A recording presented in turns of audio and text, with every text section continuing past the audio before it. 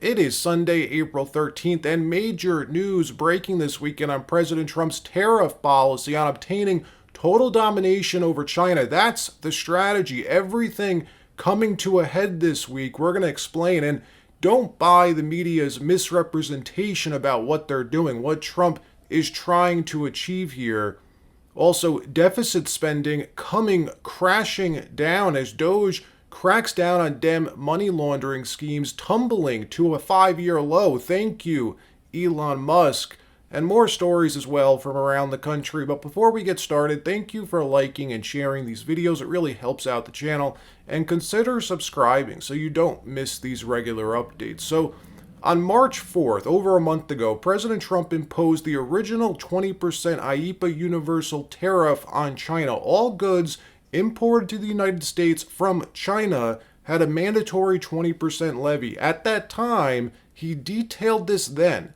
The plan of how these tariffs would work, the goal behind these tariffs, the corporate media, of course, blowing right over his words, completely mischaracterizing the strategy behind all of this, trying to portray this kind of random chaos theory at work. But that couldn't have been further from the truth. What we're seeing is the United States finally taking on the beast that is the Communist Party of China. All of Trump's moves since being elected have been focused around putting the U.S.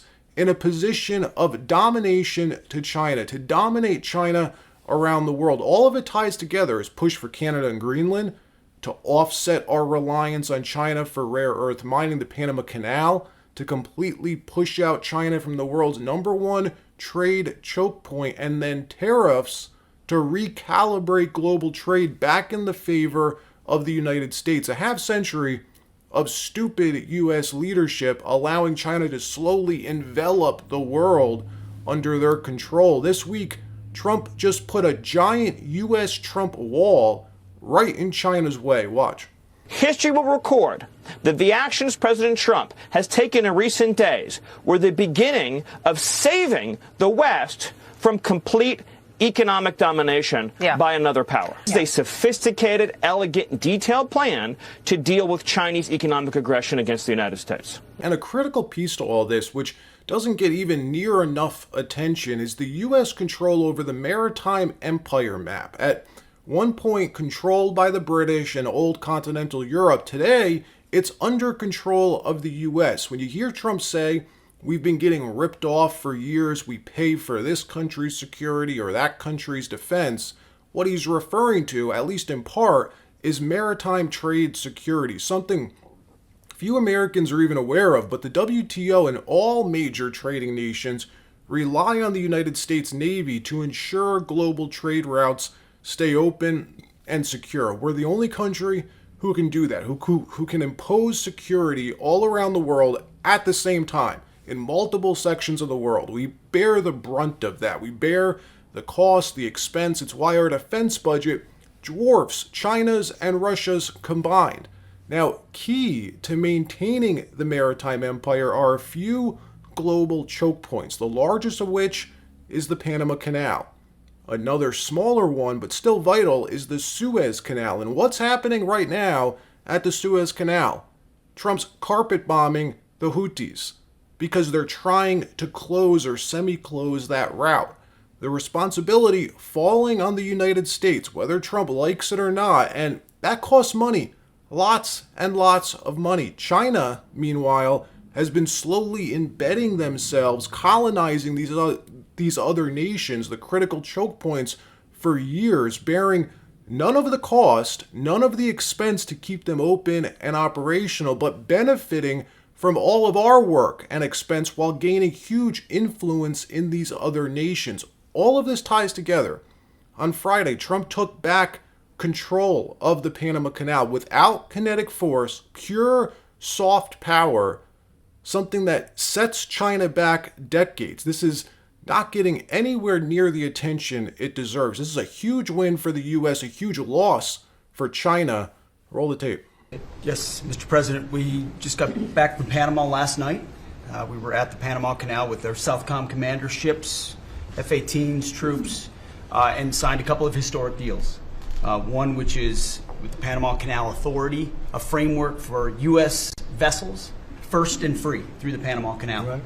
Right. And then also a memorandum of understanding with their security minister for the presence of U.S. troops. Fort Sherman is an old U.S. base there, as well as a naval station and air station jointly with Panama to secure the Panama Canal from Chinese influence. That's something you said, we're taking back the canal. China's had too much influence. Obama and others let them creep in. We, along with Panama, are pushing them out, sir. And so we had a very successful trip there. President Molino sends his regards, very complimentary of the U.S. As he's a great ally, and I think they want the Communist Chinese out. And with our troops there partnering with their forces, we've got a chance to push them all the way out, sir. We've moved a lot of troops. We've now successfully pushed China out of the Panama Canal with the help of the Panamanians, the Panamanian government.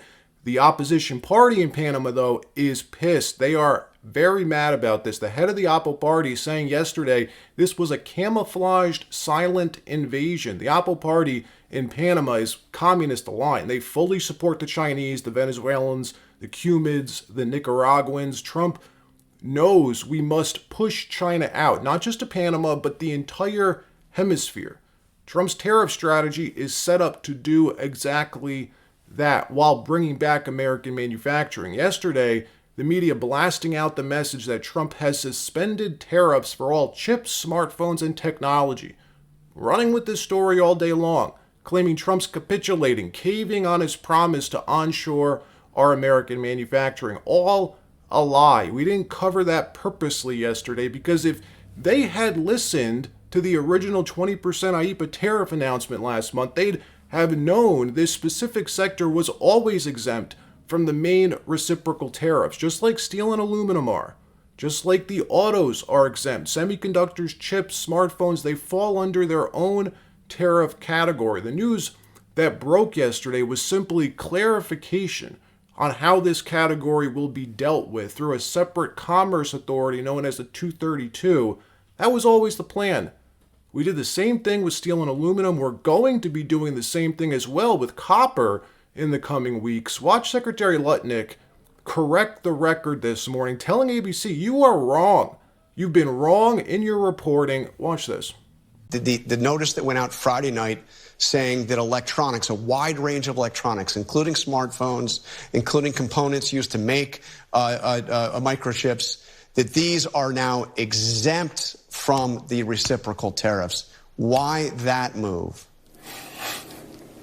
Well, remember, those products are going to be part of the semiconductor sectoral tariffs, which are coming. So you're going to see this week there'll be a register in the Federal Registry. There'll be a notice put out. That is different types of work. So we're going to do that. We did that in autos.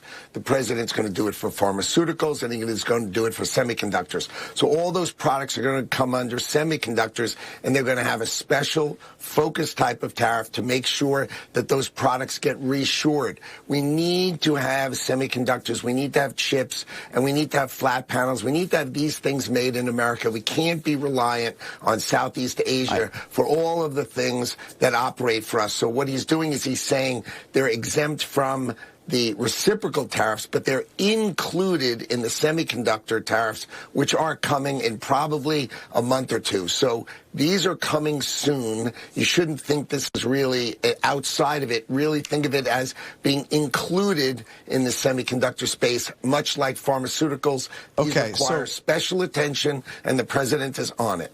So you're saying that the big tariffs on things like smartphones and laptops, iPhones, all those iPhones built in China, that those tariffs are temporarily off, but they're going to be coming right back on in another form in a month or so? Or what are you saying? Correct. That's right. That's right. Semiconductors and pharmaceuticals will have a tariff model in order to encourage them to reshore, to be built in America. We need our medicines and we need semiconductors and our electronics to be built in America. We can't be beholden and rely upon foreign countries for fundamental things that we need. We can't be relying on China. Look, the next 90 days are going to be extremely volatile. President Trump single-handedly taking on the global establishment order, and they are fighting back. The media and Dems will try to ratchet up the fear index, capitalize on the change to make it look like chaos, but all of this is necessary. And over the next 90 days, we will start seeing one new trade deal after the next that results in reciprocal free trade and agreements while maintaining this 10% base tariff rate. All of this icing China out completely. Peter Navarro, the White House trade advisor, telling Meet the Press this morning that the Trump administration's aiming for one trade deal a day for the next 90 days. Watch. What they charge us. And the analytical issue is it's easy to calculate the tariff differential, but the non-tariff barriers are so much higher. So that's what we set, knowing full well that a lot of countries would come right to us and want a bargain. We've got 90 deals in 90 days possibly pending here.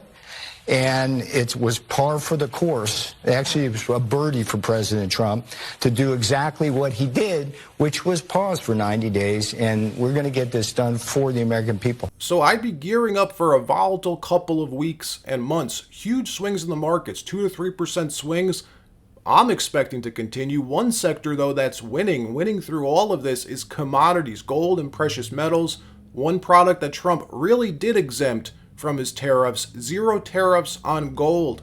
There are so many catalysts coming forward in the next 90 days, including a massive credit bubble gearing up to pop, the U.S. getting ready to refi around $28 trillion in maturing treasuries over the next 4 years. To do that and not go bankrupt, Trump's been trying to drive down rates. All of this appearing to be by design. This is what I believe to be the most unprecedented era for gold in at least 25 years, maybe the last 50 years. The combination of bullish catalysts beyond comprehension. It's why we just saw the largest 2-day move in gold since the pandemic, now taking the place as the world's best performing asset since October 2022. It's why big institutions must look at it as a new safe haven outside of U.S. Treasuries. Wall Street also coming to the realization that what we're witnessing is the end of U.S. exceptionalism. They believe that. They believe U.S. exceptionalism is ending and U.S. repudiation is starting. Michael Arnett writing about this in his Friday note. Someone who's right a whole lot more than he's wrong, saying this is the end of an era. The end of the era of U.S. buying the rest of the world's goods and the rest of the world turning around and buying U.S. treasuries. That will soon see a strike of U.S. assets. And if that does indeed happen, we could see an explosion in gold spot price. Commodities, the highest performing asset class now, and gold leading the charge. All right, that wraps up the news portion of this video. Now let me tell you about the sponsor for today, Gold Mining Inc., trading within a few cents of its 5-year lows set during the March 2020 global panic. As of April 11th, Gold Mining Inc.'s market cap's only $146 million US with no debt and $139 million in cash and equity holdings.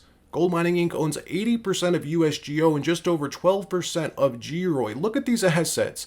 And remember, the whole company's trading for just $146 million US market cap. 9.9 million shares of USGO quoted at $95 million US. 21.5 million shares of GROY quoted at $33 million US. They have 11 million cash, totaling 139 million USD in assets. Yet when the company originally acquired their dozen gold projects, the peak combined market caps of the companies that held them was approximately 850 million Canadian.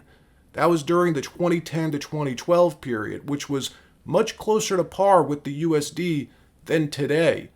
The combined peak market cap was calculated based on each respective company's peak share price during the period prior to acquisition. So think about this. The peak market cap of companies acquired 850 million Canadian back in 2010 to 2012, yet the current market cap of Gold Mining Inc.'s 146 million in 2025. And gold's spot price was $19.25 back in 2011, yet it's $3,200 in 2025.